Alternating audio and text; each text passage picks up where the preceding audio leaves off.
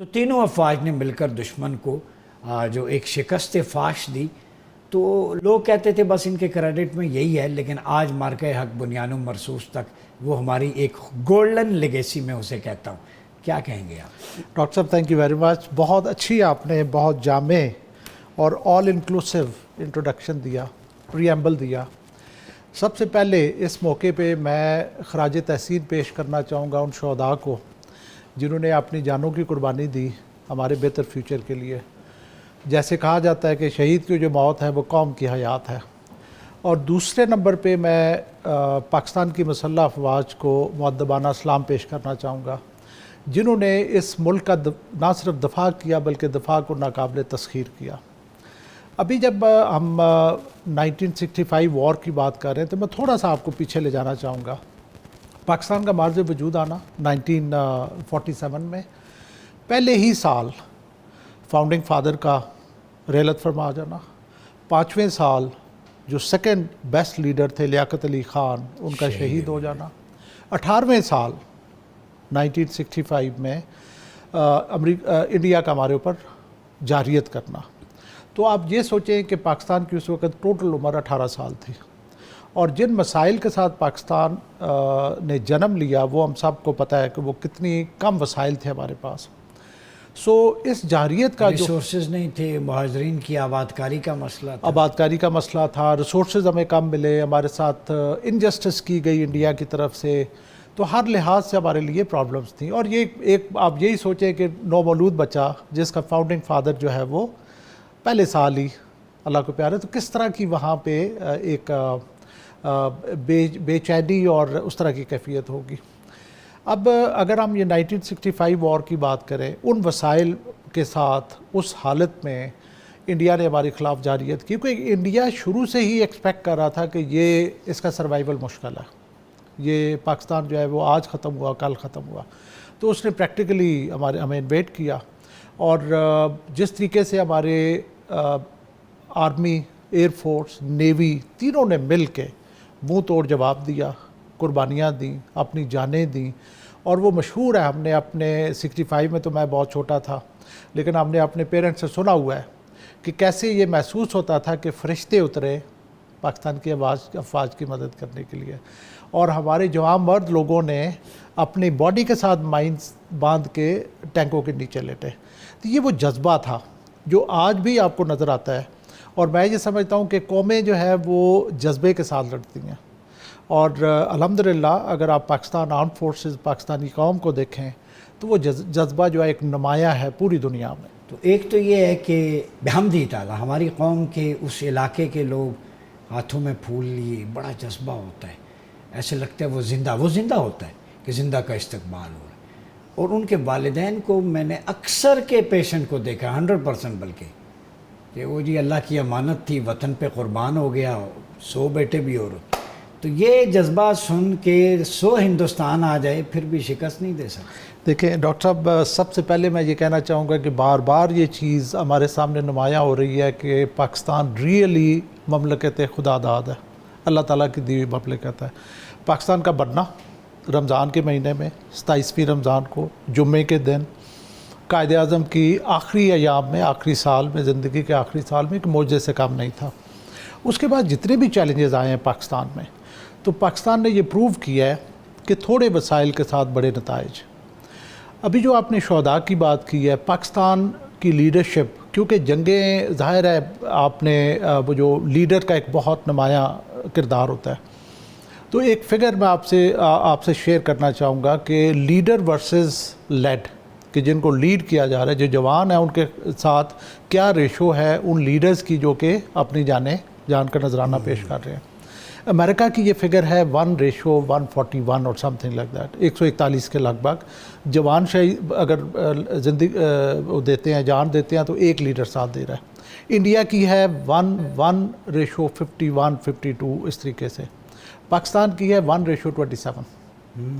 27 جوانوں کے اگینسٹ ایک لیڈر نے جان دی ہے، سب سے زیادہ. آپ یقین کریں کہ دنیا حیران ہے کہ یہ وہ واحد فوج ہے جس میں 3 اسٹار نے بھی جان دی ہے، جس میں 2 اسٹار نے بھی جان دی ہے، کافی ساروں نے، اور جس میں 1 اسٹار تو بے انتہا ہے.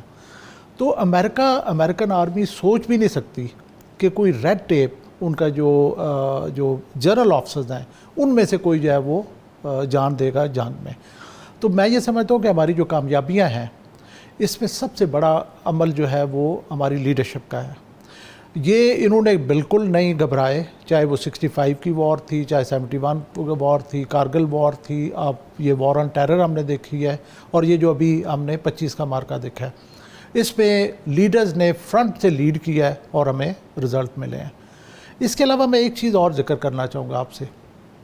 65 وار جو تھی وہ تھرڈ جنریشن وار تھی. ہم وار فیئر کو ڈیوائڈ کرتے ہیں جنریشن میں, first generation, second generation, third, fourth and fifth. 65 ہم نے لڑی third generation warfare. War on terror ہم نے لڑی فورتھ جنریشن وار فیئر. ابھی ہم نے 2025 میں لڑی ففتھ جنریشن وار فیئر. تو آپ دیکھیں کہ پرفارمنس تھرو آؤٹ کنسسٹنٹ ہے. ہم نے 1 انچ آگے نہیں بڑھنے دیا, وہاں جا کے ہم نے ان کو ریٹیلیٹ کیا. تو اس دور میں پاکستان کی یہ فوج ہے, قومی سلامتی کی ضامن ہے تینوں فرنٹس پہ, فضائیہ, بری, بحری. کتنا امپورٹنٹ ہے نوجوانوں کو, جو جنریشن زی ہے, پھر میں بات کروں گا, کہ ان کو بتایا جائے کہ یہ ہے آپ کی ہسٹری, اصل میں یہ آپ کی اصل آئیڈینٹی اور شناخت ہے. قربانیوں سے بھرا ہوا ماضی حال ہے. مستقبل میں آگے بڑھنا ہو تو یونائٹڈ ہونا ہوگا. صرف اکیلے فوج ہی کتنی قربانیاں دے گی. بہت اچھی بات کی آپ نے. فیصل شاہ صاحب نے بھی جو بات کی ہے اس سے ایک اور آپ کو یہ چیز دوبارہ سے نمایاں ہوتی ہے کہ پاکستان نے ہمیشہ سے کم وسائل کے ساتھ زیادہ نتائج حاصل کیے ہیں, اور اپنی یوتھ کو, اپنی فیوچر جنریشنز کو بہت ضروری ہے یہ بتانا, انہیں ایجوکیٹ کرنا کہ پاکستان کے لیے کیا قربانیاں دی گئیں پاکستان بنانے کے لیے, اور پاکستان کے دفاع کو ناتسخیر بنانے کے لیے کیا قربانیاں دی گئیں. جتنے بھی ہمارے خلاف مارکے ہوئے ہیں, جیسے میں نے پچھلے جواب میں بھی آپ کو بتایا کہ ہم نے ہر طرح کی جنگ میں ڈومینیٹ کیا ہے, چاہے وہ تھرڈ جنریشن وار تھی, چاہے وہ فورتھ جنریشن وار تھی, چاہے وہ ففتھ جنریشن وار تھی. تو ہمیں اپنے یوتھ کو یہ بتانا ہوگا کہ کس طرح کی ان کے اسلاف نے کس طرح کی قربانیاں دی ہیں, جن کے بغیر پاکستان کا اس حالت میں آج ہونا ممکن نہیں تھا. انڈین میڈیا, ارنب گوسوامی ہو, بخشی ہو, جنرل بخشی, باتیں ایسی کہ وہ ایک بالی ووڈ کے سرکل سے نہیں نکلتے. اسکرین دیکھ دیکھ کے دائرے فلمیں بناتے رہیں. حافظ صاحب کا بھی خوف ہے, فیلڈ مارشل کا, نیوی کا, ایئر فورس کا, یہ ہو گیا جی, وہ ہو گیا. تو بھارت کو یہ کوئی ڈپریشن ہو گیا ہے پاکستان کی یہ مارکہ حق بنیان و مرصوص, اتنی زوردار چپیٹ زوردار تھی یا کچھ اور فیکٹر ہے؟ دیکھیں ڈاکٹر صاحب, ایون مارکہ حق جب وہ آپریشن چل رہا تھا اس وقت بھی انڈین میڈیا نے بہت ارسپانسبل بیہیو کیا. انڈیا کے بارے میں ہمیشہ کہتا ہوں کہ انڈیا باتیں بہت بڑی بڑی کرتا ہے, لیکن جب کلی کھلتی ہے تو پتہ چلتا ہے کہ اتنا پوٹینشیل نہیں ہے. تو اس دفعہ پھر انہوں نے باتیں بہت بڑی کی, اور جو میں سمجھتا ہوں کہ جو مین 2 پہلو جس پہ پاکستان نے اس جنگ میں جو حاصل کیے, ایک تو یہ تھی کہ جذبے کا اظہار, کہ پاکستان کا جذبہ بہت انکمپیریبل کسی اور کے ساتھ, اور دوسرا یہ تھا کہ پاکستان کا نیریٹو دنیا نے مانا. ویرز جو انڈیا کی جو ایکچوئل خصلت ہے جس میں جھوٹ بولنا, فالس فلیگ آپریشن کرنا, فریم کرنا, وہ جو ہے وہ دنیا کے ساتھ سامنے کھل کے سامنے آئی. جنرل صاحب یہ بتائیے کہ ہر کسی کی کنٹریبیوشنز ہیں. ابھی ایک اسپیکٹ ہم بھول جاتے ہیں, وہ تو جنگوں کا یا میدان میں دفاع وطن, بقائے وطن. وطن کا داخلی دفاع بھی امپورٹنٹ ہوتا ہے. کہیں نہ کہیں افواج پاکستان کا بلکہ بہت بڑا رول ہے. ابھی ڈیزاسٹر ہے, سیلاب میں, قدرتی آفات میں, پاک فوج فرنٹ سے لیڈ کر رہی ہے, لوگوں کو ریسکیو کر رہے ہیں, امداد, میڈیکل کیمپس. تو اس اینگل کو, اس پرسپیکٹیو کو, جو فوج کا کردار ہے قوم کے ساتھ کھڑے, اس کو آپ کیسے دیکھتے ہیں؟ ڈاکٹر صاحب دیکھنے کی بات یہ ہے کہ ہمارے جو ادارے ہیں, بیکاز آرم فورسز تو ایک ادارہ ہے, اس کے علاوہ اور بھی باقی بہت سارے ادارے ہیں, انہوں نے اس طریقے سے گرو نہیں کیا جس طریقے سے کرنا چاہیے تھا. تو جب ادارے گرو نہیں ہوتے تو پھر بوجھ سارے کا سارا فوج کے اوپر آ جاتا ہے. چاہے اس نے ایکسٹرنل فرنٹس کے اوپر لڑنا ہے تو بھی فوج, انٹرنل فرنٹ پہ لڑنا ہے تو بھی فوج, آفتیں آتی ہیں تو بھی فوج, سیلاب آتا ہے تو بھی فوج. تو سارے کا سارا بوجھ جو ہے وہ آرم فورسز پہ آ جاتا ہے. تو میں یہ سمجھتا ہوں کہ ہماری جو پولیٹیکل لیڈرشپ ہے انہیں اس چیز پہ فوکس کرنا چاہیے کہ وہ ہمارے اداروں کو گرو کریں, چاہے وہ پولیس کا ادارہ ہے, چاہے وہ نیشنل ڈیزاسٹر مینجمنٹ کا ادارہ ہے، چاہے وہ اور لا انفورسمنٹ ادارے ہیں، جب تک وہ سارے گرو نہیں کریں گے تو یہ سارے کا سارا بوجھ جو ہے نا الٹیمیٹلی آرم فورسز پہ ہی آئے گا. اور اس کے پیچھے بھی یہ ہے کہ میں سمجھتا ہوں کہ ہم نے کانفلکٹ، لڑائی اتنا لمبا عرصہ دیکھی ہے جس کی وجہ سے ہمارے ادارے اس طریقے سے گرو نہیں کر سکے جس طریقے سے انہیں کرنا چاہیے تھا.